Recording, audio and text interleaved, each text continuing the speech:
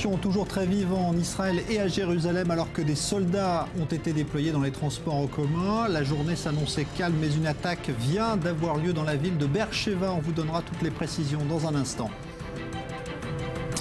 Pas question pour Israël d'accepter une présence internationale sur l'esplanade du mont du Temple comme le suggère la France. John Kerry, lui, va rencontrer séparément cette semaine Netanyahou et Abbas.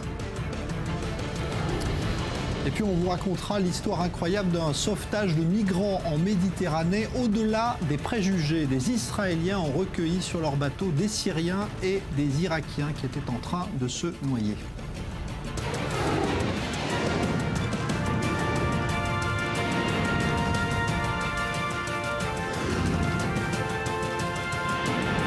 Le Grand Direct avec Jean-Charles Banou.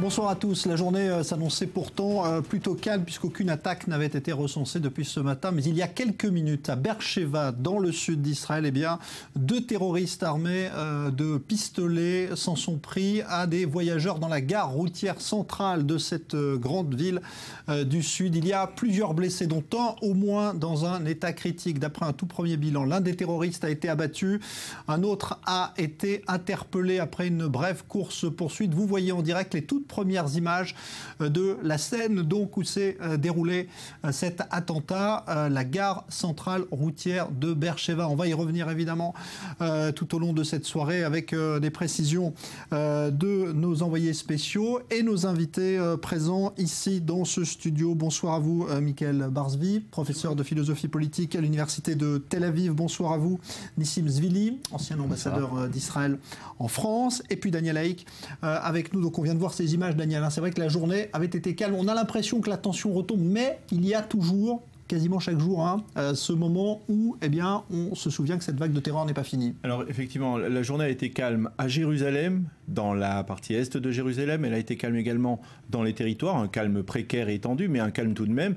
Et effectivement, on assiste à un nouvel attentat, cette fois à Beersheva. Alors, bien entendu, on n'a pas encore de revendications, mais il faudra voir qui sont les responsables de cet acte. Alors cela peut être des Arabes israéliens, des Bédouins qui sont très nombreux dans cette région de Beersheva, ou bien alors peut-être des Palestiniens qui ont réussi à quitter la Judée, par exemple, en particulier la zone de Hebron, qui est une zone extrêmement sensible, on l'a remarqué au cours des derniers jours, et qui ont réussi à franchir les barrages pour rentrer à l'intérieur du territoire israélien et commettre cet attentat à la gare routière de Beersheva. Nissim Zvili, vous avez l'impression que la situation est là pour durer, que finalement ça ne va pas s'arrêter comme ça du jour au lendemain? C'est devenu notre quotidien. On attend chaque minute où ça va se passer. Ça se calme un peu à Jérusalem parce qu'on y a mené entre 10 et 15 000 soldats et policiers. Ça peut se répandre partout dans le pays. Aujourd'hui, c'est Beersheva. La semaine dernière, c'était à Foula. Ça peut être quelque part. Ça veut dire que je crois qu'on commence à comprendre, peut-être, j'espère, qu'on arrive à la conclusion que même tuer les terroristes, ce n'est pas la voie par laquelle on prévient des attentats. Parce que ces jeunes hommes ou ces jeunes femmes, ils sont prêts à mourir. Ils savent qu'il y a un très grand danger qu'ils vont mourir, mais quand même ils le font. Ils le font parce qu'ils font quelque chose dans lequel ils croient. Ils le font parce que c'est une conviction contre laquelle on ne peut pas lutter en utilisant les forces militaires ou les forces armées. Michael Barzvi. Oui, écoutez, on est dans une phase de guerre, il faut appeler ça. Alors c'est une guerre de faible intensité, il n'y a pas de missiles, mais quelque part, quand il y a des missiles, il y a des alertes et on peut se protéger. Contre ce type de guérilla, c'est beaucoup plus difficile, beaucoup plus compliqué. Nous vivons avec les Arabes, nous cohabitons avec eux. On ne peut pas non plus se regarder tout le temps derrière soi et être suspecter toute personne. Donc aujourd'hui, il faut s'habituer à ça. Il y a la partie sécuritaire, et je pense que aussi bien la population que l'armée, les services de sécurité font tout ce qu'il faut. Et effectivement, les terroristes sont arrêtés, abattus. De ce point de vue-là, c'est la réaction normale. Mais il est clair qu'il y a un processus politique qui doit s'enclencher, peut-être pour un accord intérimaire provisoire avec l'autorité palestinienne et pour essayer de réduire encore un peu plus l'intensité de ce conflit qui risque de dégénérer parce qu'effectivement, comme vous le disiez, si la population arabe israélienne entre dans ce processus, là, ça risque d'être vraiment un baril de poudre qui peut exploser. Alors on se demandait si ces vagues d'attaques étaient coordonnées ou pas. On avait l'impression que les factions palestiniennes, justement, que ce soit le Hamas ou les autres, étaient débordées.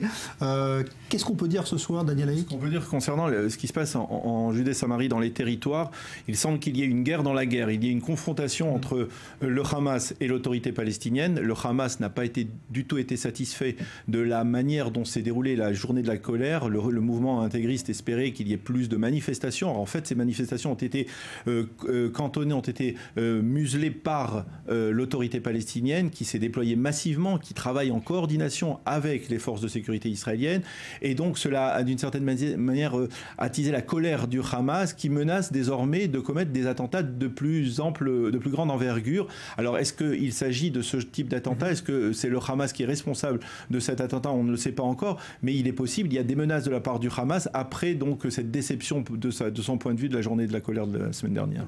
Je crois que le principe de ce qui se passe en ce moment, c'est que tous les attentats qui sont commis par des Arabes qui sont sous contrôle israélien. Donc l'autorité palestinienne vient et dit, écoutez, nous, ce sont des gens qui sont sous votre contrôle à Jérusalem. Alors, il y a cette présence israélienne à Jérusalem, cette présence israélienne à côté de Hébron. Il y a finalement très peu d'Arabes qui viennent de l'autorité palestinienne. Donc Mahmoud Abbas peut dire, moi je contrôle la Cisjordanie, donc c'est à vous de contrôler les territoires. Et quelque part, il y a cet élément-là, il excite les foules d'un côté, mais sur son territoire, il maintient quand même une certaine autorité. Je crois qu'il faut reconnaître quand même que l'autorité palestinienne et ses forces de sécurité jouent un rôle très important pour ne pas enflammer toute la Cisjordanie. Ils auraient pu très facilement se joindre ou bien à ces attentats ou bien au Hamas. Il y a une lutte interne entre les différentes fractions du peuple palestinien. Le Hamas veut calmer la bande de Gaza et enflammer la Cisjordanie. Le Fatah voudrait enflammer la bande de Gaza et calmer la Cisjordanie. Mais dans cette lutte, il y a des individus, des jeunes hommes, des jeunes femmes qui ne s'intéressent pas du tout aux positions de leurs leaders. C'est la troisième génération, il faut toujours se rappeler ça. C'est la révolte de la troisième génération. C'est des jeunes qui ont grandi sous le désespoir, sous l'oppression, sous l'occupation, qui n'ont aucun espoir vers l'avenir. Qu'est-ce qu'ils ont à perdre exactement? Ils n'ont rien à perdre. Et ils se révoltent contre leurs parents. Parce qu'ils ne pardonnent pas leurs parents d'avoir assumé cette occupation. Ils se révoltent contre les Israéliens, ils se révoltent contre l'autorité palestinienne. Ça veut dire que d'essayer de faire l'analyse politique de ces attentats d'individuels, c'est impossible. Ce n'est pas l'analyse qu'on fait à la police, à l'armée. Elle est complètement tordue. Ils ne comprennent pas vraiment ce que ressent la jeune génération dans les territoires. Et ça, c'est le plus dangereux. C'est le plus dangereux parce que c'est imprévu, complètement imprévu, incontrôlable. Et c'est pour ça qu'aujourd'hui, c'est Beersheba, Jérusalem, Hébron, c'est pas important.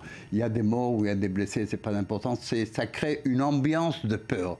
Ça crée une ambiance qui est invivable presque. En Israël et partout en Israël, pas seulement dans les territoires. Qui aboutit d'ailleurs à séparer aussi les communautés juives et arabes. Il faut aussi constater que ces jeunes sont animés par des motivations religieuses, ce qui est plutôt nouveau. Et ça, c'est très très dangereux, parce qu'ils s'inscrivent dans un processus qui est, dans le contexte international, contexte géopolitique, avec Daesh autour. On sait ce qui se passe sur le mont du Temple, on y reviendra. Il y a une excitation, je dirais, des foules par des représentants ou des délégués de cette idéologie djihadiste, et quelque part, tous les jeunes qui ont été arrêtés, ceux qui n'ont pas été abattus, disent qu'ils font le djihad. Ils ne parlent même plus de l'État palestinien. Ils parlent du califat. Ils parlent de vouloir s'instaurer dans cette grande, je dirais, révolution qui est en train de se passer avec l'État islamique. Alors cet esprit de vengeance ajouté à la frustration, ce que disait Nissim, tout ça donne vraiment une motivation qui est de se surpasser, de devenir vraiment ce qu'on pourrait appeler des islamikazes, on appelle ça comme ça, mais quelque part cette envie de se suicider, d'être un shahid. Et il y a aussi quelque chose de nouveau, ce sont beaucoup de jeunes filles. Et ça, c'est tout à fait typique de l'idéologie djihadiste. Les Palestiniens, en général, ça n'était pas des jeunes filles. Il y a eu des jeunes filles qui ont participé à des actions terroristes dans les années 70.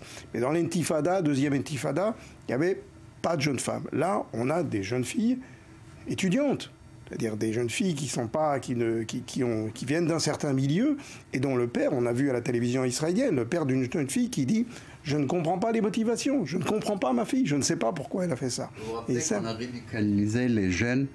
On leur dit oui, ils rêvent aux 70 ou 80 vierges dans le ciel. 72.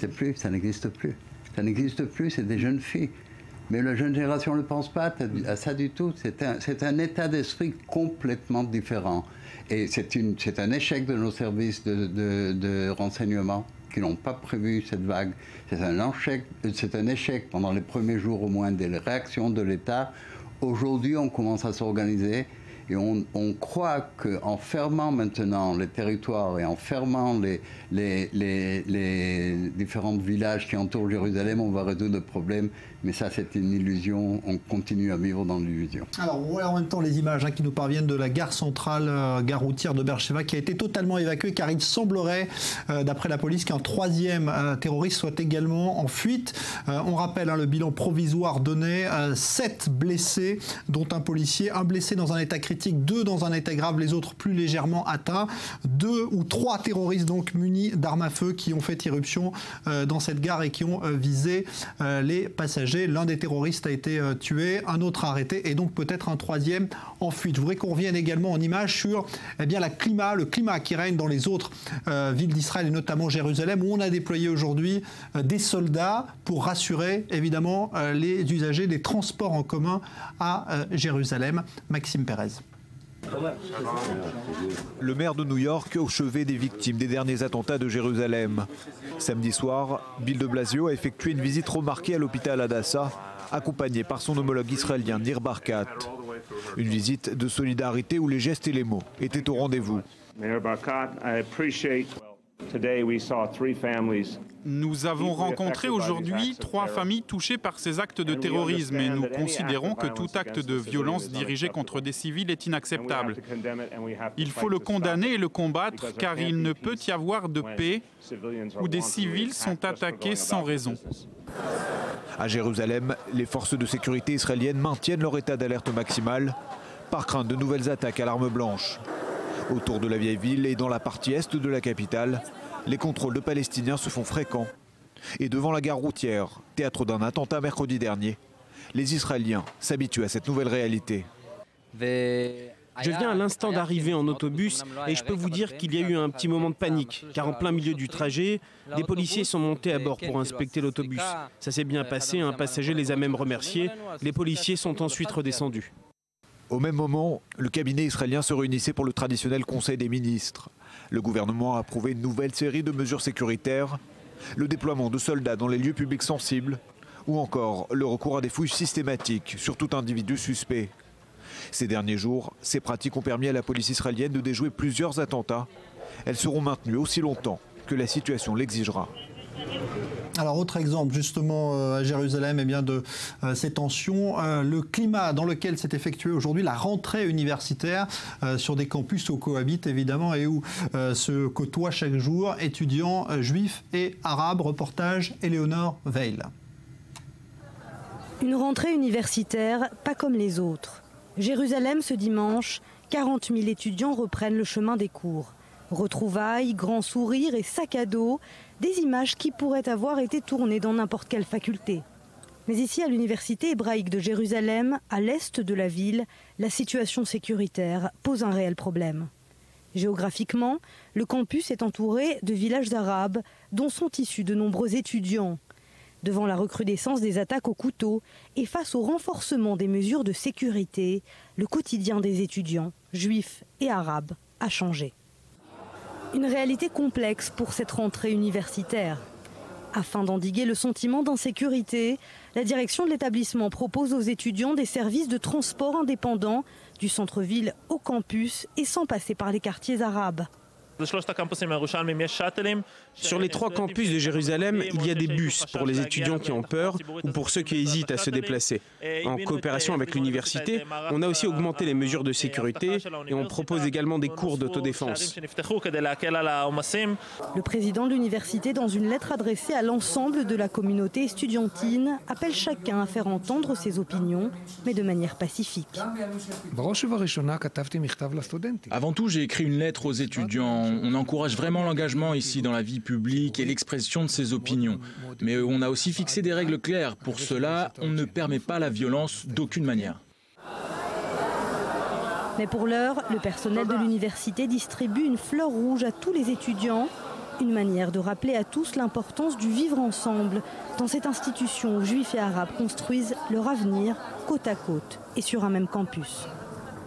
Alors on ira tout à l'heure à Jérusalem où a été érigée tout à l'heure une barrière de sécurité, un mur provisoire, disent les autorités, entre 2 quartiers de Jérusalem, l'un arabe et l'un juif. On va en parler avec vous, évidemment, tout de suite, mais je redonne le tout dernier bilan communiqué après l'attaque de Beersheva tout à l'heure, donc dans la gare routière. 2 blessés graves, 2 blessés plus modérément atteints et 2 légers. Total donc de 6 blessés, un terroriste tué, un autre blessé et interpellé. Voilà donc le dernier bilan donné par les autorités israéliennes. On aura d'autres précisions tout à l'heure.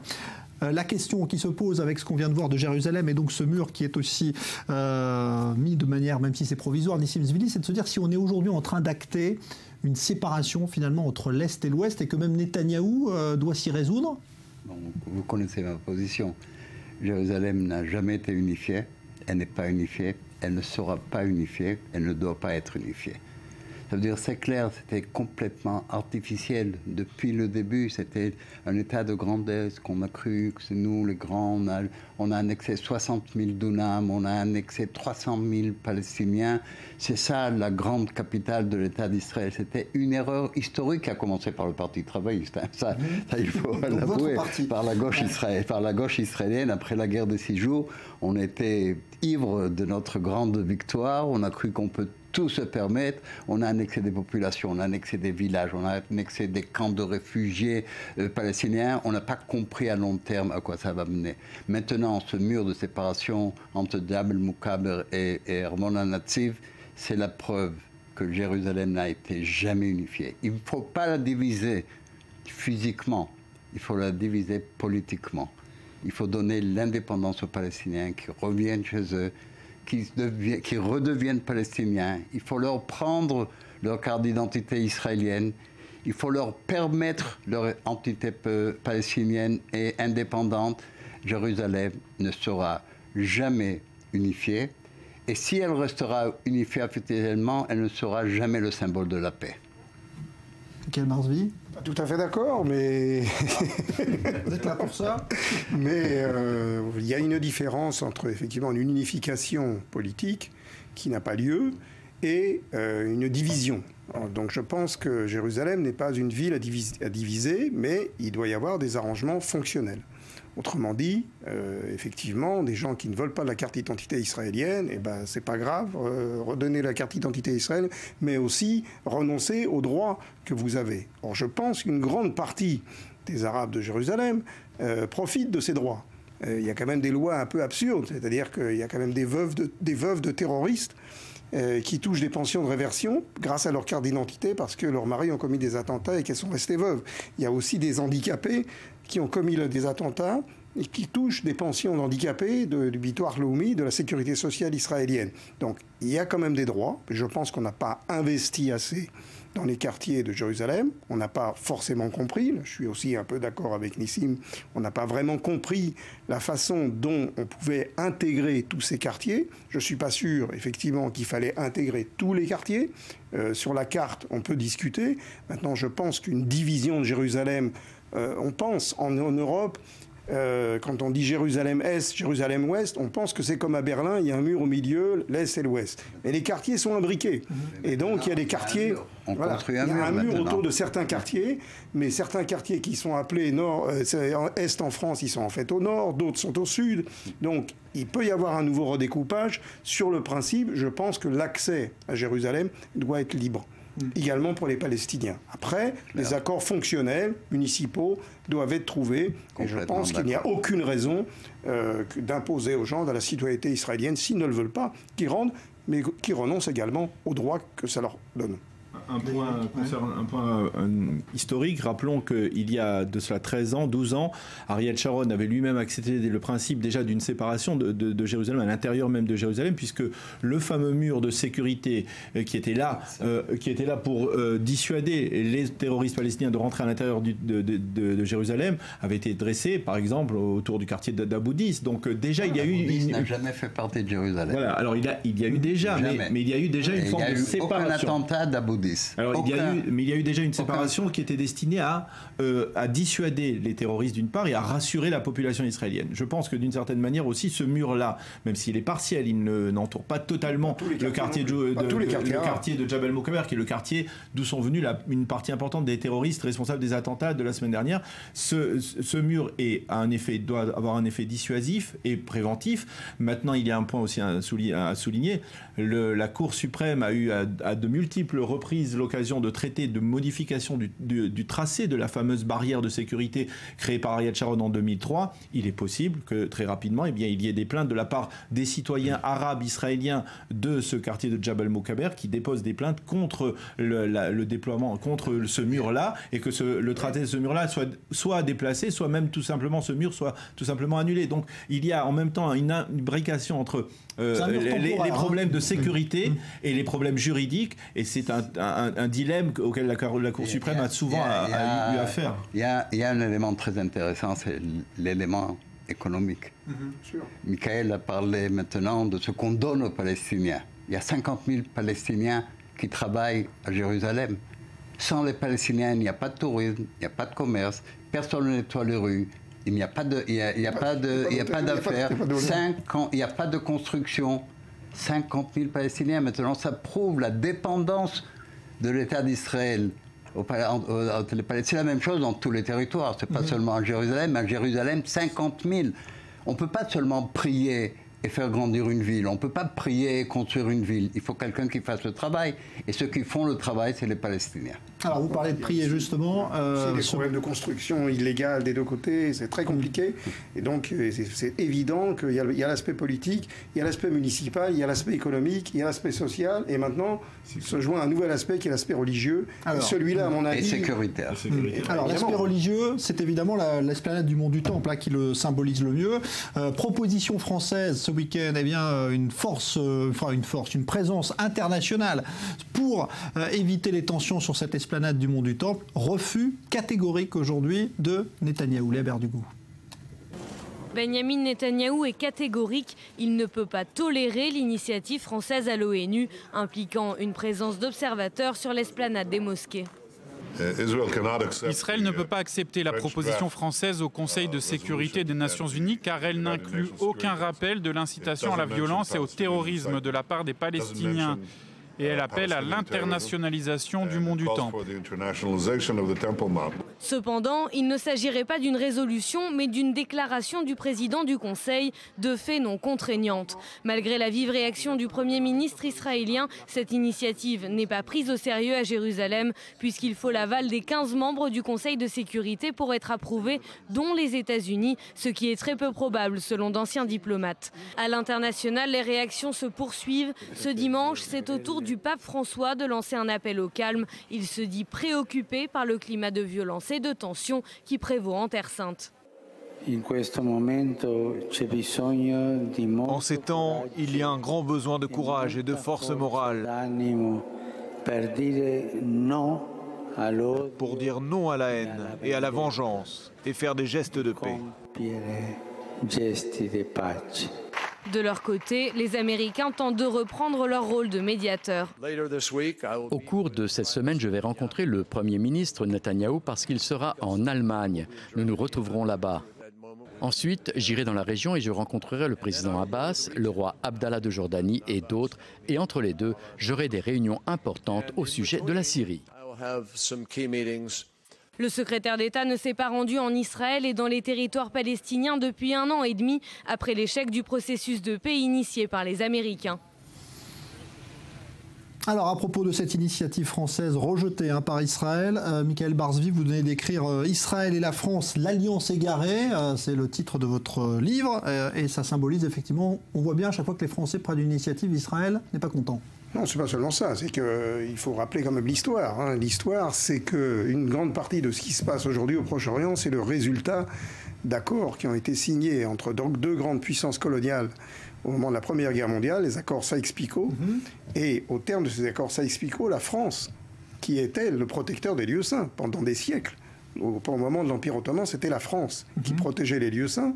Et la France, pour des raisons politiques et je dirais même pire que ça, économiques, je rappelle la phrase de Clémenceau qui disait « il vaut mieux une Syrie utile, c'est-à-dire une Syrie avec des ressources énergétiques, plutôt que quelques églises à Jérusalem ». Donc quelque part, la France a renoncé à ce moment-là, au moment des accords de paix après la Première Guerre mondiale, a renoncé à protéger les lieux saints. Ils ont été expulsés, la France a été expulsée, y compris par le Vatican qui a expulsé les Français en 1924.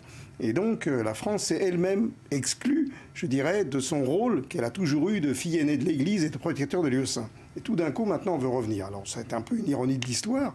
On voit déjà comment la France a du mal à gérer l'islam en France et comment elle essaye de résoudre des problèmes qu'elle a elle-même créés. Le Quai d'Orsay, c'est le Quai d'Orsay qui a créé tout ce problème qui existe aujourd'hui en Syrie. Le califat, c'est justement pour annuler ces accords qui avaient été signés au moment de la Première Guerre mondiale. Donc ça, c'est un petit peu un côté ironique.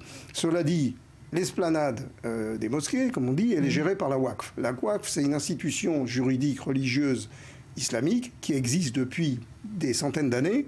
Et donc, Israël n'a jamais modifié le status quo. Ce qui s'est passé, c'est que la Waqf était sous, je dirais, l'autorité jordanienne. C'est une Waqf jordanienne qui gère le mont du Temple.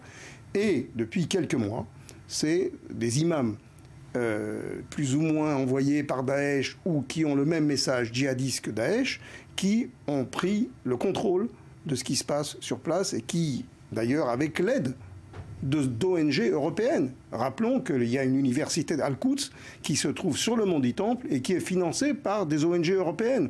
Donc c'est un peu curieux aujourd'hui d'entendre la France venir dire « nous voulons être des observateurs et respecter la paix » alors que la France a participé d'une façon directe et indirecte à ces provocations qui se déroulent sur place en encourageant justement ces islamistes au départ. Alors je voulais dire un mot avant la pause. Allez-y, vous aurez une minute et on continuera après.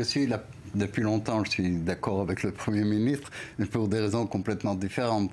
Ça veut dire il y a deux raisons pour moi. D'abord, c'est pas une idée vraiment brillante. C'est pas brillant. D'abord, il n'y a aucune chance à une force internationale quelconque de résoudre un problème s'il n'y a pas un accord avec les partenaires. Ça, c'est un. Deuxièmement, la proposition faite par la France, c'est le début de la transformation du conflit israélo-palestinien à un conflit juif-musulman. Ça veut dire c'est une reconnaissance que le problème est devenu un problème religieux. Et ça, c'est le plus inquiétant pour l'État d'Israël, pour le monde entier, pour le monde musulman. Et c'est pour ça que je crois que c'était une erreur diplomatique et pas très brillante. Alors, vous restez avec nous, on en reparle dans un instant, juste après une courte pause. À tout de suite.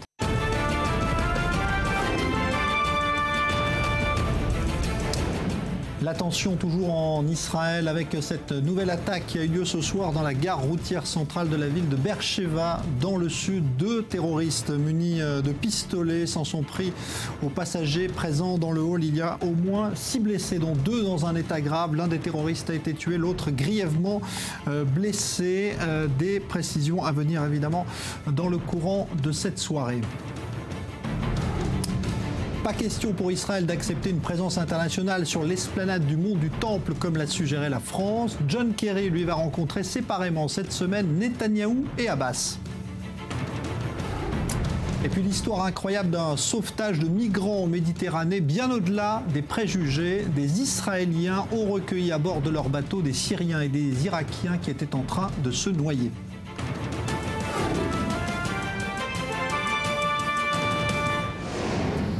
L'attentat donc de tout à l'heure à Beersheva, on vous a montré les toutes premières images. Je vous redonne donc ce bilan.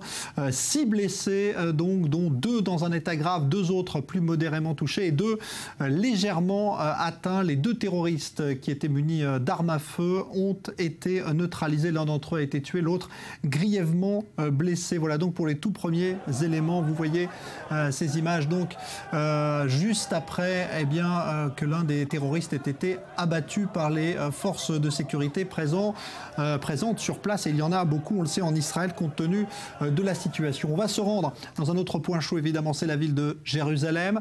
Un mur de sécurité a été érigé ce soir entre 2 quartiers, celui de Jabal Moukaber, quartier arabe, et celui d'Armon HaNatziv, quartier israélien, où ont eu lieu d'ailleurs des attaques ces derniers jours. Léa Volbert, bonsoir, vous êtes sur place. Et vous êtes juste à côté donc de ce mur qui a été construit aujourd'hui, qui est un mur provisoire. Hein. Exactement, Jean-Charles. Je suis donc du côté du mur de Armon HaNatziv, et ce que vous voyez juste derrière moi, ce sont les premiers pans de ce mur dont la construction a débuté aujourd'hui. Le mur... Alors on va peut-être la retrouver un petit peu plus tard. Apparemment, petit problème de liaison avec Jérusalem. On parlait, Daniel Haïk, juste avant la pause, de cette initiative française qui est rejetée catégoriquement par Israël, celle de voir une présence internationale sur l'esplanade du Mont du Temple. Alors oui, il y a peut-être aussi une volonté israélienne qui se cache derrière la fermeté du rejet de cette initiative française. Alors bien sûr, il y a le refus de l'internationalisation, aussi la crainte de voir les Français avoir adopté d'une certaine manière le narratif palestinien en faveur concernant la violation du statu quo sur le mont du Temple, le fait que cette résolution ne mentionne pas les incitations à la haine, c'est ce que disent les Israéliens, ni même les attentats au couteau de ces dernières semaines. Mais il y a un point important, c'est le fait que du côté il est possible qu'en fait ce rejet soit dirigé également vers John Kerry, parce qu'on a parlé la semaine dernière d'une initiative de John Kerry visant à essayer de restaurer le calme, une initiative qui pourrait passer par justement la fin de l'incitation à la haine et deuxième point, la création d'une structure internationale visant à maintenir le statu quo sur le mont du Temple. Alors, si John Kerry pouvait avoir eu cette idée de créer une structure internationale, alors du côté israélien, on profite, dirons-nous, d'une initiative française pour la rejeter, afin de faire passer d'une certaine manière ce message assez ferme en direction des Américains. Alors, retour à Jérusalem, Léa Volbert, liaison rétablie. On voyait juste derrière vous, Léa, ce mur qui a commencé donc à être érigé. Oui, voilà, Jean-Charles, c'est ce que je vous disais. Donc, derrière moi, ce sont les premiers pans du mur dont la construction a débuté aujourd'hui. Et de l'autre côté de ce mur, c'est le quartier de Jérusalem-Est de Jabal Moukaber, un quartier particulièrement sensible où éclatent presque quotidiennement des affrontements entre les habitants de ce quartier et les forces de sécurité israéliennes. Ce mur doit donc faire barrage aux jets de pierres, aux pneus enflammés, aux jets de cocktails Molotov qui sont régulièrement envoyés vers Armon HaNatziv. Plusieurs des terroristes qui ont commis des attentats à l'arme blanche ces derniers jours étaient d'ailleurs originaires de ce quartier de Jabal Moukaber. C'est la raison pour laquelle le cabinet de sécurité de Benyamin Netanyahou, réuni mardi dernier, a décidé d'ériger ce mur tout le long de cette rue qui fait office de frontière entre les 2 quartiers. Alors les autorités israéliennes prennent bien soin d'insister sur le fait que ce mur est mobile premièrement et qu'il est surtout temporaire. Il fait partie tout simplement du panel de mesures de sécurité exceptionnelles décidées pendant ce Conseil de sécurité mardi dernier. Le Premier ministre Benyamin Netanyahou a d'ailleurs demandé à son ministre de la Défense, Moshe Yaalon, de réfléchir à d'autres points stratégiques où pourraient être érigés des murs temporaires semblables à celui-ci. Léa, un mot sur la situation à Jérusalem aujourd'hui. Aucune attaque recensée jusqu'à présent, mais évidemment beaucoup de sécurité. Oui, la journée a été calme, du moins ici à Jérusalem. La rentrée académique s'est déroulée sans aucun incident, grâce notamment aux forces de sécurité qui sont massivement déployées dans toute la ville et qui ont été renforcées depuis aujourd'hui par 300 soldats qui sont venus renforcer ces effectifs de sécurité. Une mesure qui fait également partie de ce panel de mesures de sécurité exceptionnelles votées lors du dernier cabinet de sécurité. Merci Léa Volbert. On apprend à l'instant que l'un des blessés de l'attaque de Beersheva tout à l'heure vient de succomber à ses blessures. Un mort donc israélien dans cette attaque menée à l'arme à feu, ce qui évidemment peut aussi pousser Israël un peu plus à augmenter son degré de sécurité, si c'est possible. Je pense qu'il est possible qu'il y ait une volonté d'aggraver la situation et de passer une autre étape, à savoir non plus des armes blanches, mais de passer à des armes à feu. On sait que les armes à feu existent, elles sont faciles et notamment dans la région de Beersheva, si effectivement il y a des relais dans des populations arabes israéliennes, ce qui n'est pas pour l'instant du tout prouvé, mais le fait de pouvoir se procurer des armes pourrait donner une autre dimension à cette situation. Il faut rappeler qu'il y a eu déjà depuis le début de cette vague de terreur, il y a eu plusieurs attentats. Il y a eu l'attentat contre le couple Henkin près d'Itamar, il y a eu l'attentat la semaine dernière justement à Armon Nativ. Les terroristes ont utilisé des armes à feu également. Donc cela a déjà été fait. Il faudra qui est responsable surtout de cet attentat. Je crois que ce qu'on est en train de faire en Israël, c'est exactement ce qu'il ne faut pas faire.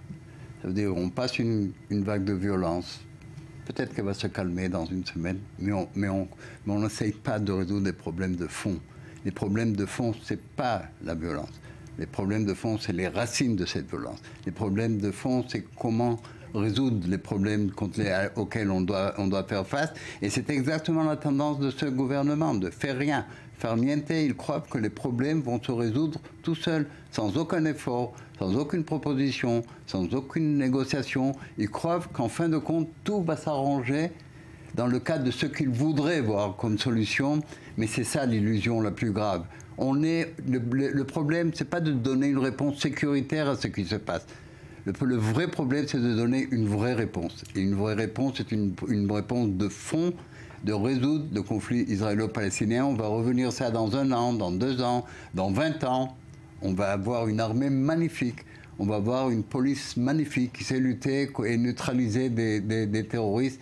Mais en fin de compte, si on ne réussit pas à résoudre les problèmes de fond, on n'a rien fait. Et la grande question, est-ce que vraiment si on ne se trouve pas effectivement dans un palier différent, supérieur, à partir du moment où on parle maintenant d'un conflit qui est un conflit d'ordre religieux, et là où il y a un conflit d'ordre religieux, il n'y a pas de solution. Donc la question est de savoir est-ce qu'arriver à cette conclusion. Quelle est la solution que vous proposez, par exemple? C'est quoi la solution que vous proposez? Non, le conflit, l'échelon religieux est clairement... À Beersheva, c'est pas religieux. L'échelon, c'est pas religieux. En tout cas, tous les attentats de ces dernières semaines avaient un caractère religieux. Tout le narratif palestinien de ces dernières semaines est un narratif à caractère religieux. Oui. Le fait que le grand incitateur de cette vague de violence est Raed Salah, qui est un anti-juif, on va dire, virulent et primaire. Il suffit de voir ses propos. Je le connais pas personnellement, mais il suffit de lire le narratif, la terminologie qu'il utilise. Il utilise les accusations de crimes rituels qui remontent à une autre époque que l'on a connue dans l'histoire du peuple juif. Donc c'est pas nouveau, c'est-à-dire tout le monde le sait. Il n'y a pas de solution. Ça veut dire, c'est la question que l'on doit poser peut-être ce soir, c'est de savoir est-ce qu'il y a une solution ou pas possible. Et le sentiment général, c'est que à chaque fois qu'il y a un événement de ce type, il semblerait qu'il y ait de la part de la population israélienne une nouvelle prise de conscience. Il y a eu les accords d'Oslo, il y a eu la seconde intifada qui est intervenue tout de suite après la proposition d'Ehud Barak qui a été rejetée par Yasser Arafat. Il y a eu le rejet de la proposition faite à Ehud Olmert par Mahmoud Abbas. Maintenant, il y a l'escalation. La question, c'est on a franchi un nouveau palier et il y a de plus de gens. De sécurité. On va tripler les policiers à Jérusalem. Est-ce qu'il y a pas rêver? La question, c'est est-ce qu'il y a une solution? Personnellement, je ne sais pas s'il y a une solution, mais je sais qu'il y a une situation de guerre. Une situation de guerre qui dure depuis un certain temps. Et alors, ça prend différentes formes, effectivement, un peu plus parfois religieux, parfois territorial, parfois national. C'est un conflit qui a, comme un millefeuille, il a beaucoup de paramètres.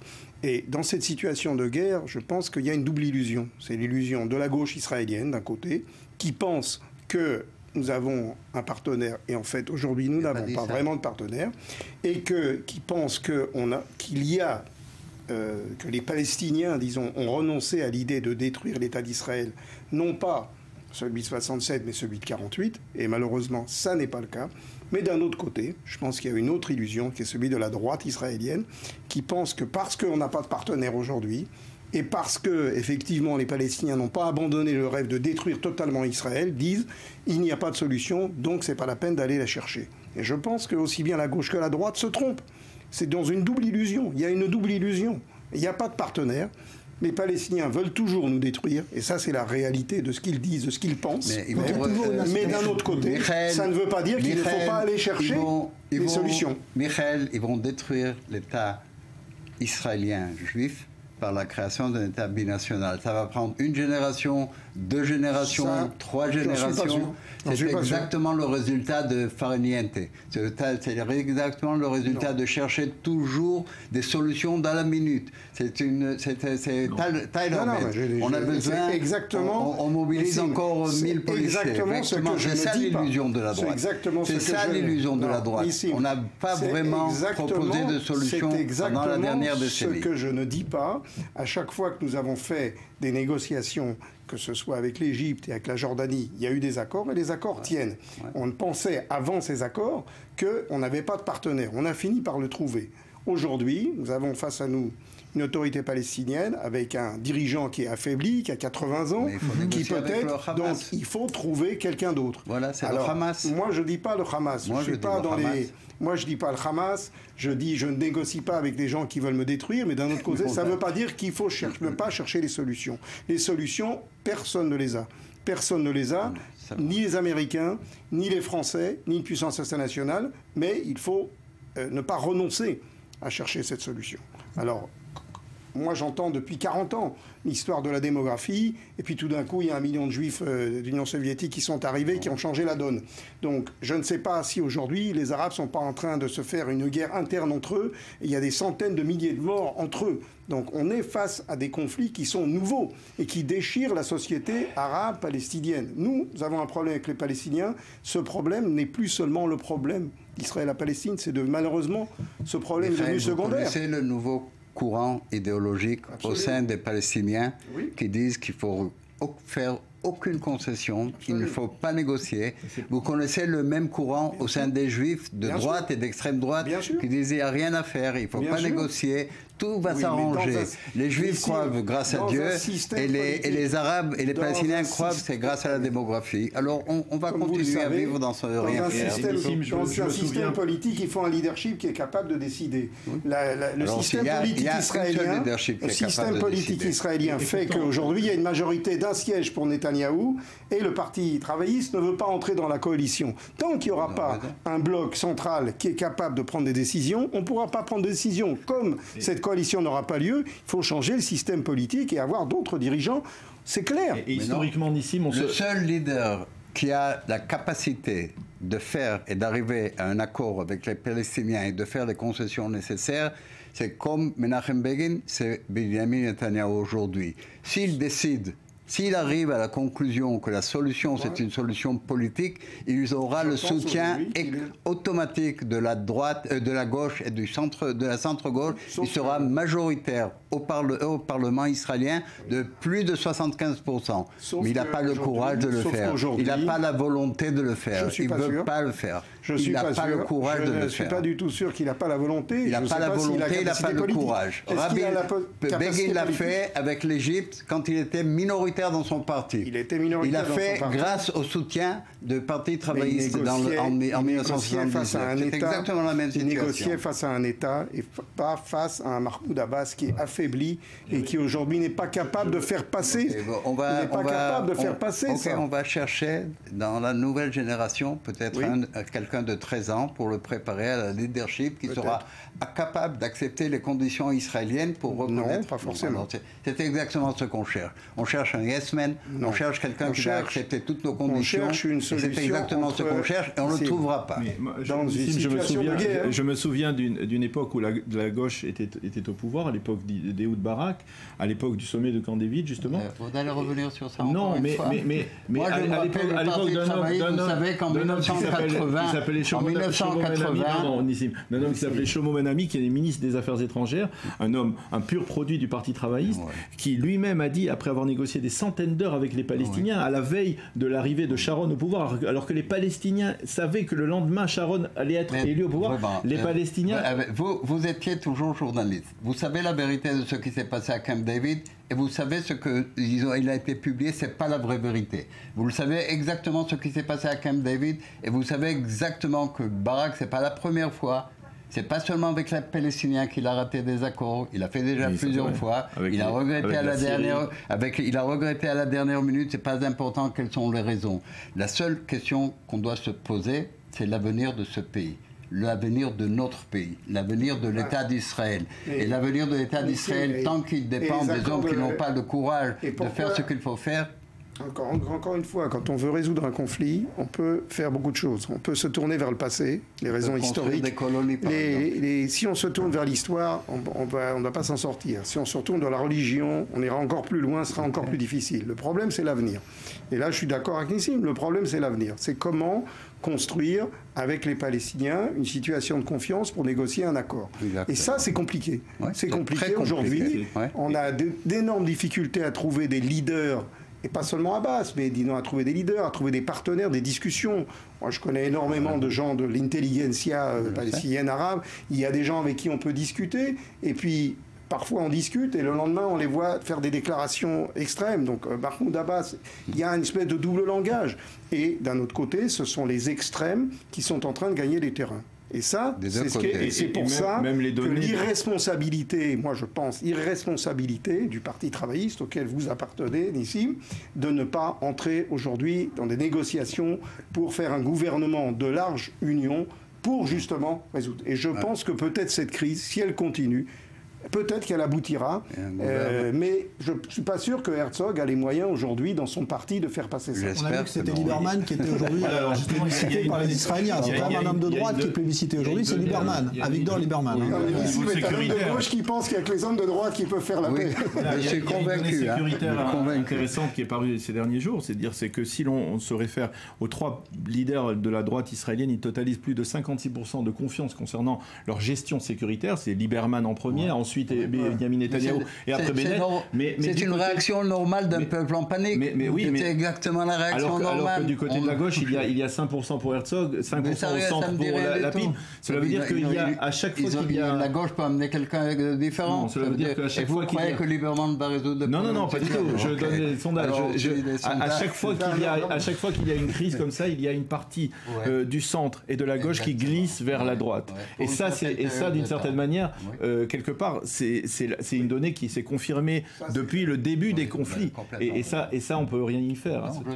Alors, vous parliez justement de ce qui peut envenimer les choses, vous parliez du religieux. Eh bien, ce qui s'est passé, par exemple, à Naplouse, la nuit dernière, où après l'incendie du tombeau de Joseph, eh bien, plusieurs juifs religieux venus de Jérusalem se sont rendus, sans autorisation aucune, au tombeau de Joseph pour le remettre en état. Et cela a créé de violents incidents. Ça aurait pu même beaucoup plus mal tourner. On va retrouver sur place notre envoyé spécial, Maël Benoliel. Maël, bonsoir.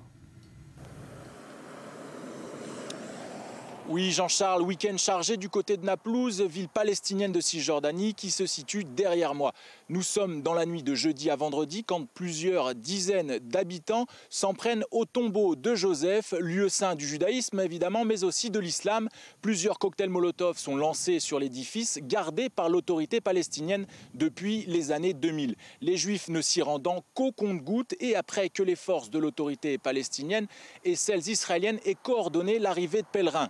Aucun blessé n'est à déplorer dans cet incendie, mais les dégâts matériels, eux, sont bien présents. Cette attaque a été condamnée dans la foulée par le président de l'autorité palestinienne, Mahmoud Abbas, qui a promis qu'une enquête allait être ouverte pour arrêter les responsables. Il a aussi promis que l'autorité palestinienne se chargerait de réparer les dégâts au plus vite. Ce samedi, une trentaine d'Israéliens ont bravé l'interdit et se sont rendus après Shabbat sur les lieux pour repeindre l'édifice selon leur dire.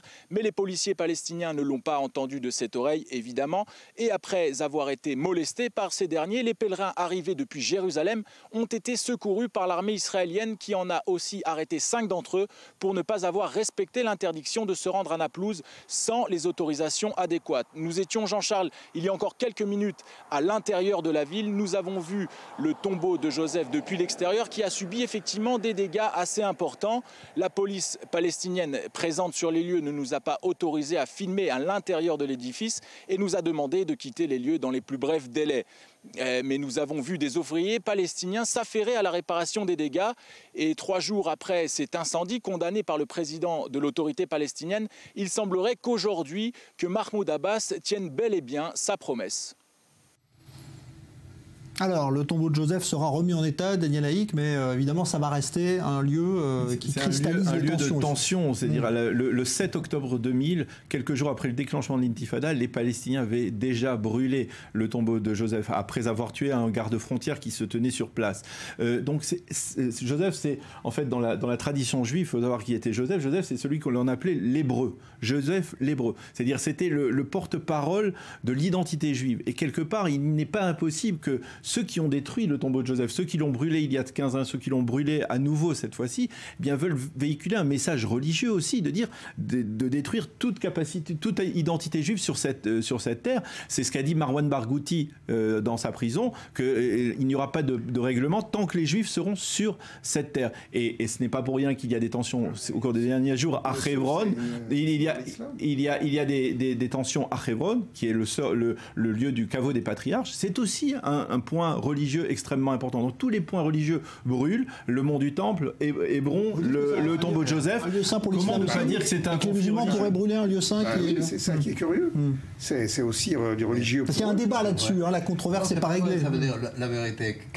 Comment on réagit exactement quand il y a des juifs d'extrême droite qui disent qu'il faut détruire la mosquée d'Omar et construire le 3e temple? On dit quoi? On les envoie à l'hôpital. Vraiment. Oui. C'est pour ça qu'il y a 3 fois plus de religieux qui montent sur le mont du Temple contre les ordres des grands rabbins. Parce que personne ne le dit. Non, attendez, non. Parce que nous, on défend aujourd'hui que nous, on respecte le status quo. Mais en fin de compte, il y a un courant qui est devenu beaucoup plus important. Ils étaient des marginaux il y a 10 ans. Maintenant, 50% du Likoud, ils soutiennent la montée du mont du Temple. Au cours des dernières années. Il y a un courant antisioniste aujourd'hui. Il y a un courant antisioniste aujourd'hui qui veut justement créer une situation de chaos. Ceux qui ont commis ces attentats et qui contre les grands rabbins, ils sont contre, par exemple. Mais je pense que il y a aujourd'hui des gens qui pensent que l'État d'Israël ne remplit pas sa mission sur le plan du judaïsme, et donc il y a tout un côté, je dirais, de juif un peu messianique. Et ça pousse aux extrêmes. Eh ben ce sont des gens qui, mais de la même façon, ces gens-là doivent être arrêtés, jugés de la même façon que les gens qui vont brûler le tombeau de Joseph. Là-dessus, je pense que l'État d'Israël a envoyé un message clair par rapport à ces gens-là et essaye de les rattraper. Je crois qu'il faut rappeler aussi qu'on n'a pas beaucoup parlé de cet homme-là, mais de Raed Salah et du mouvement islamique, d'une idéologie qui s'est développée au cours des dernières années et qui sur le mont du Temple, a provoqué des changements aussi du statu quo. Les Morabitoun, les Morabitat, ces militants qui sont sur place et qui scandent au passage de n'importe quel juif, qu'il soit là pour visiter ou alors pour prier, pour essayer de prier parce qu'ils ne peuvent pas prier, eh bien c'est nouveau. C'est le résultat d'une forme d'incitation de la part de Raed Salah qui a été jusqu'à présent tolérée, plus ou moins tolérée par les forces et qui a d'une certaine manière aussi modifié une partie du statu quo. On se trouve dans une situation intéressante. Vous protégez les juifs, moi je protège l'internationalisme. Je crois qu'il faut arriver à des accords. Non, je protège personne. Non, parce que quand il y a des actes de terrorisme juifs, quand il y a des actes de fanatisme juif, il faut les condamner exactement comme on condamne des actes de violence ou de terrorisme ou de fanatisme religieux. Je crois qu'on a malgré tout un peu, je veux dire, minimisé le danger du mouvement islamiste en Israël. Oui, et là, je crois que maintenant, on a pas assez pris en considération et maintenant, je pense qu'on commence à comprendre qu'il y a un réel danger, même pour les Arabes israéliens d'ailleurs, qui eux-mêmes risquent d'être les victimes de cette radicalisation. Qui d'ailleurs le comprennent bien. Ils comprennent bien. C'est sûr. Alors, je voudrais qu'on aille maintenant dans un autre endroit où la tension a été très vive ce week-end, c'est Kiryat Arba, le secteur de Hebron, en Cisjordanie. 4 attaques au couteau au cours du seul week-end. Reportage sur place, Léa Volbert. 4 attaques à l'arme blanche en moins de 48 heures, toutes concentrées dans et autour de cette ville. Hebron, au sud de la Cisjordanie. Ici, près de 700 Israéliens vivent sous la protection de l'armée. Ils cohabitent avec 200 000 Arabes musulmans. Depuis le début de la vague de violence qui frappe Israël et les territoires palestiniens, les tensions entre les deux communautés sont à leur comble. Hier soir, vous pouviez entendre des cris provenant de la mosquée, du muezzin, criant et hurlant des paroles insensées comme Allahu Akbar, Dieu est grand ou tuer les Juifs. La grande majorité de la communauté juive de Hebron est orthodoxe. Ces familles ont choisi de vivre ici par conviction, envers et contre le danger quotidien. Nous n'avons pas peur, nous nous sentons en sécurité, nous avons la foi. Ici, c'est l'endroit où nous pensons que nous devons être et nous ne laissons pas la peur nous gagner. Au cœur de la vie spirituelle de Hebron, le tombeau des patriarches. Selon la tradition juive, ce complexe érigé au centre de la ville abrite les tombes de 4 couples bibliques. Lieu saint pour les juifs, les musulmans, mais aussi pour les catholiques, le tombeau des patriarches est aujourd'hui partagé entre une mosquée et une synagogue. Voilà donc preuve évidemment de l'imbrication très forte évidemment de la religion, du politique dans ce conflit israélo-palestinien. Merci Michael Barzvi, merci d'avoir été là, merci Nissim Zvili également, merci à vous Daniel Haïk. Il va y avoir un nouveau journal complet dans un instant pour évoquer évidemment le bilan de cette attaque de Beersheva tout à l'heure, double attentat à l'arme à feu, 2 terroristes donc qui ont tiré sur des passagers dans le hall de cette gare routière de Beersheva, un mort, un des blessés qui a succombé à donc tout à l'heure à ces blessures par balle, 5 autres blessés dont un autre au moins dans un état très sérieux, et puis les 2 terroristes neutralisés, l'un d'entre eux a été tué, l'autre grièvement blessé donc après intervention des gardes de sécurité présents dans cet endroit public, comme il y a évidemment beaucoup de sécurité en ce moment, mais ça n'empêche pas, on le voit, les attentats. On va se retrouver nous dans une dizaine de minutes pour évoquer l'histoire incroyable de ce sauvetage de migrants syriens et irakiens en Méditerranée par des plaisanciers israélien. Ne ratez pas, témoignage exceptionnel. Juste après donc le journal à venir. Dans un instant, il y a un nouveau point complet sur l'actualité et la situation sécuritaire en Israël. À tout à l'heure, on se retrouve dans une dizaine de minutes, juste après le journal.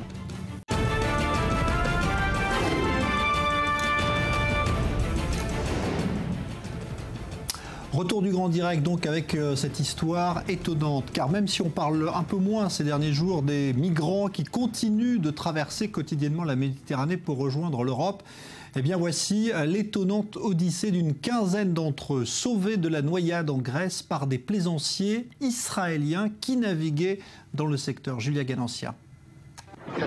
Ibrahim, cet enfant syrien, vient d'être sauvé de la noyade par des Israéliens. Ils font partie du club de yacht Poséidon d'Ashdod, dans le sud d'Israël. La scène se déroule au large de l'île grecque de Castellorizo, tout près de la Turquie. Le petit survivant est encore sous le choc.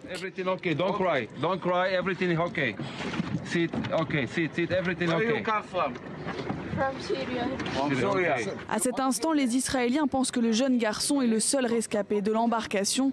Mais quelques instants après, ils voient plusieurs personnes nager près du bateau pneumatique qui avait coulé. Au total, 11 réfugiés, dont 4 enfants, vont être sauvés. Sur cette image, une femme est remontée à bord avec son bébé mort. Le nourrisson a 6 mois, elle l'a tenu dans ses bras toute la nuit. C'est choquant, c'est très choquant ce qu'on voit là. Après avoir apporté les premiers secours aux survivants, les Israéliens ont accompagné les rescapés aux autorités grecques. Ici, les naufrages sont quasi quotidiens et jeudi, 7 personnes, dont 3 enfants et un nourrisson, sont mortes noyées lorsque leur embarcation en bois a été percutée par un patrouilleur des gardes-côtes grecs au large de l'île de Lesbos. Selon l'Organisation internationale pour les migrations, près de 300 migrants ont trouvé la mort en mer Égée cette année. Alors, histoire incroyable, donc, ce sauvetage de réfugiés syriens et irakiens par ce navire de plaisance israélien. Le capitaine du navire est d'ailleurs en ligne avec nous depuis la Grèce, où il se trouve. Bonsoir, Shlomo Azban. Bonsoir. Alors, ça a été, j'imagine, pour vous un choc incroyable que de vous trouver face à ces réfugiés qui étaient dans la mer? Oui. C'était à 7h30 du matin. On a voyagé de Rhodes à une île qui s'appelle Castellorizo. À 7h30 du matin, j'ai vu quelqu'un qui criait « Help, help, help ». On a approché avec le bateau voilier à côté de lui. On a ramassé, il est à 15 ans. Et il a dit qu'il a coulé avec un groupe qui sauve de Turcs à Grèce. Alors, on a vu à 300 mètres à côté, il y a eu 12 personnes avec le gilet le bateau coulait. Il était sur le bateau il était en bas de pied. On a monté le bateau et elle m'a dit que c'est réfugié qui vient de Syrie. On a donné à manger, donné à boire. On est arrivé ici à Castel-Horizon, une île Grèce. On a parlé avec la police et la police prend et c'est tout. Shlomo, évidemment, le côté incroyable de cette histoire, c'est qu'il s'agit de Syriens, d'Irakiens. Quand vous leur avez dit que vous étiez Israélien, qu'est-ce qu'ils ont dit? Oh, il m'a embrassé la tête et le main. Il a dit que jamais il peut imaginer que l'Israélien il peut donner l'aider comme ça. Donc ils étaient eux-mêmes surpris de vous voir leur venir en aide? Oui, il a vu le Magen David sur moi. Moi, j'ai une Magen David sur moi. Il a vu le Magen David. Je lui ai dit, n'aie pas peur, on est Israélien, n'aie pas peur, c'est tout. On a donné à manger, boire quelque chose de chaud, parce qu'il était de hier à 8h du soir jusqu'à aujourd'hui à 7h30. Il était en l'eau. Vous avez été surpris, vous aussi, de les voir, parce qu'on entend parler évidemment beaucoup de ces histoires, malheureusement, de migrants naufragés dans l'eau. Vous avez été surpris quand vous avez vu ces gens face à vous? Oui. Je croyais d'abord que c'était une plongeur qui, peut-être, il a perdu la rue. Et après que je parlais avec lui, il m'a dit qu'il y a un bateau qui a coulé avec 12 personnes. Il était 15 personnes. On a pris le 12, il y a un bébé qui a 7 mois, il était mort. Sa mère, elle a pris avec le main, il n'a pas été vif. Et trois personnes sur la mer. Après qu'on est venu ici, le réfugié m'a raconté qu'il y a 3 personnes au lot. On a dit à la police qu'il y a 3 personnes sur la mer. On a donné la position. Et la police, avec le bateau, il a cherché, il a trouvé 3 gens, mères, une femme et deux personnes. Eh ben merci pour ce témoignage étonnant, évidemment, Shlomo Asban. Vous allez rentrer à Ashdod, puisque vous êtes basé à Ashdod, en Israël, habituellement, hein? Oui, on a le club de Poseidon, le maritime de Col, pour faire le permis bateau. Merci beaucoup. On était avec le groupe qui fait le permis bateau. Eh ben voilà, c'est un baptême plutôt réussi pour eux. Merci Shlomo Asban pour ce témoignage en direct depuis la Grèce. Merci à vous. Merci. Une manifestation de soutien était organisée ce soir à Paris, soutien à Israël en raison de la vague d'actes terroristes qui se déroule actuellement. À l'appel de plusieurs associations juives de France, de personnalités présentes, plusieurs centaines de personnes y ont répondu.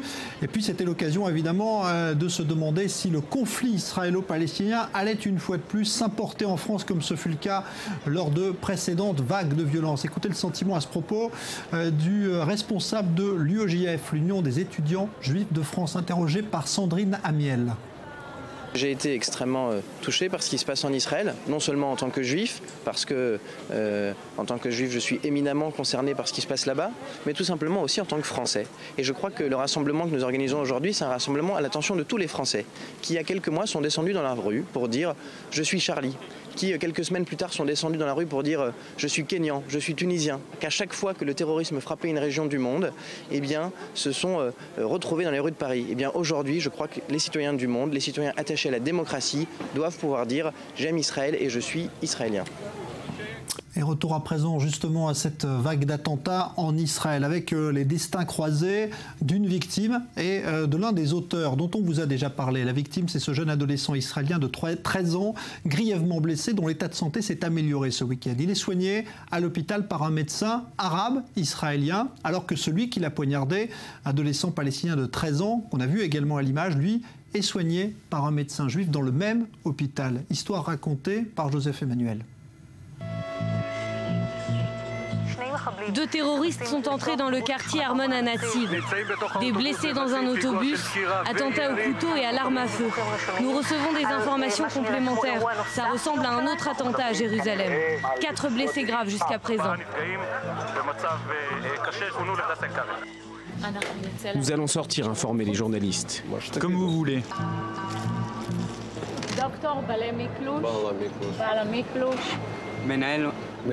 Je suis le directeur de l'unité post-traumatique. Je vous tiendrai au courant de manière générale.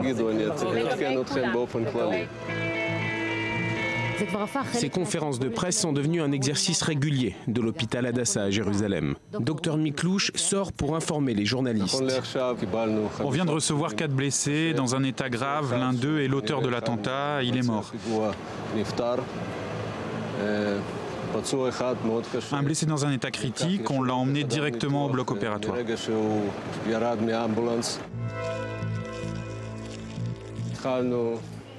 On a commencé doucement et on est arrivé à un événement avec beaucoup de blessés. Je pense que le jour le plus dur, c'est aujourd'hui, sans aucun doute.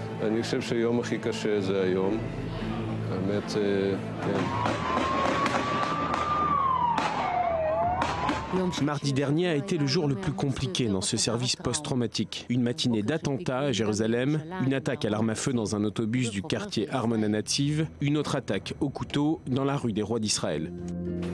Samir, où est le patient? En salle d'opération. Ok, merci. Bonjour, comment vous sentez-vous?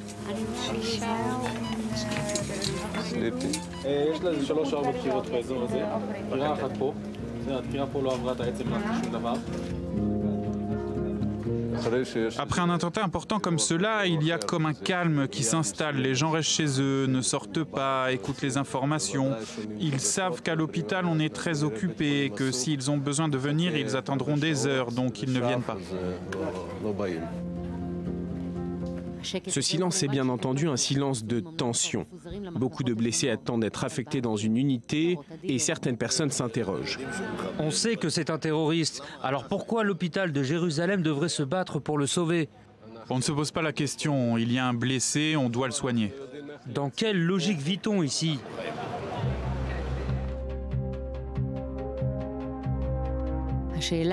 Cette question est bien connue du docteur Miklouch. Un jour plus tôt, Ahmed a été admis à l'hôpital. Il a 13 ans. Il vient de poignarder un adolescent dans le quartier de Pisgat Ze'ev. Bien entendu qu'il a été gravement blessé. On n'a pas vraiment compris au début ce qui s'était passé.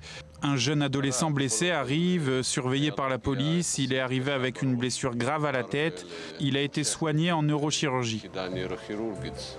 Et à quoi on pense à ce moment-là? On ne pense pas, on soigne et ensuite on pense. Mon fils a 13 ans, alors je ne comprends pas vraiment comment il a pu faire ça. C'est une forme de folie. Et quand je l'ai vu le jour d'après, il paraissait juste être un adolescent quelconque, en état de choc, malade, avec des douleurs, et c'est ce que j'ai ressenti.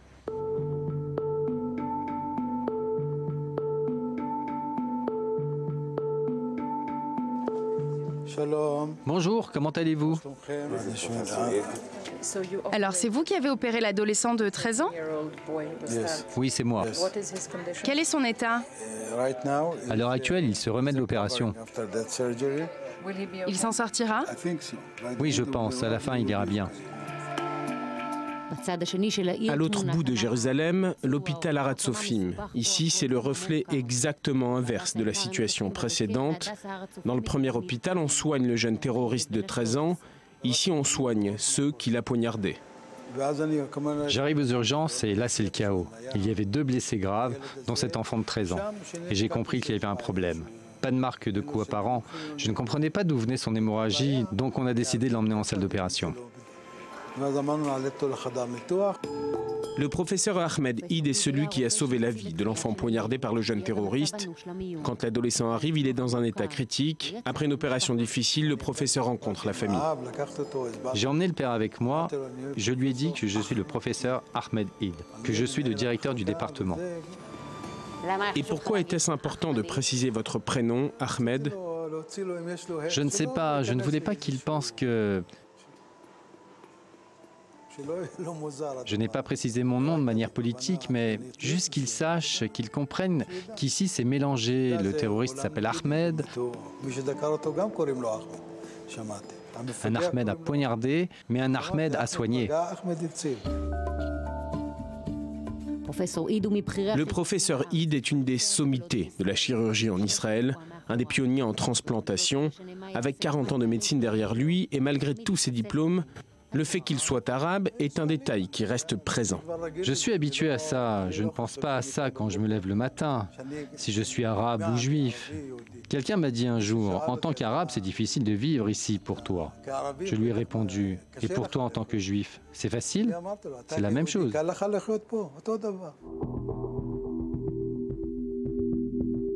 Dans le service de chirurgie que dirige le professeur Id, la moitié des patients est arabe, l'autre moitié est juive. La douleur ne fait pas de différence entre juifs et arabes. Chacun est concentré sur ses propres problèmes. La tension politique ne pénètre pas les murs de l'hôpital. L'équipe médicale est aussi mixte, médecins, infirmiers, aides-soignants. Quand ils travaillent, ils ne pensent pas à leur ville ensanglantée. C'est une situation compliquée ici aux urgences, quand tu dois soigner des gens qui ont jeté des pierres, et ensuite tu te rends compte qu'ils les ont jetés là où vit ma belle famille. Mais c'est la réalité dans laquelle on vit.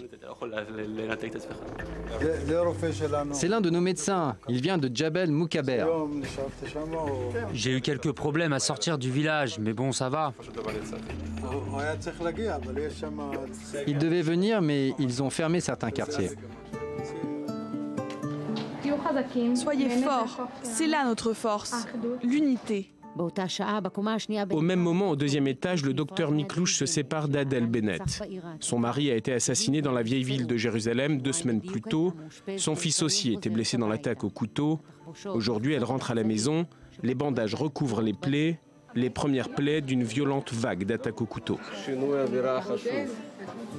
On dit que c'est l'attaque qui a tout fait commencer à Jérusalem, donc j'espère que maintenant qu'Adel sort, cette violence cessera.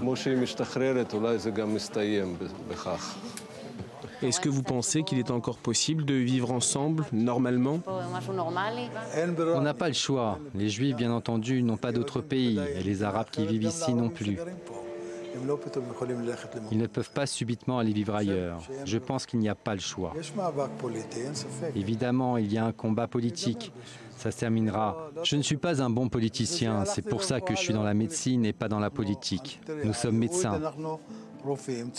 On doit avant tout sauver des vies, peu importe qui tu es, peu importe ce que tu fais. C'est notre serment en tant que médecin, sauver des vies. Voilà un reportage qui rajoute évidemment un peu plus à la complexité de la situation à Jérusalem notamment. On refera dans un instant un nouveau point dans le journal d'Elsa Mimoun avec la situation ce soir et l'attaque menée dans la gare routière de Beersheva. Un mort, un Israélien qui a succombé donc à ses blessures après cette attaque à l'arme à feu perpétrée par 2 Palestiniens. Vous voyez les toutes premières images de cette attaque. L'un des terroristes a été abattu, vous le voyez, et l'autre a été grièvement blessé. Image donc des caméras de surveillance que l'on vous détaillera dans un instant. Nouveau journal, bonne soirée.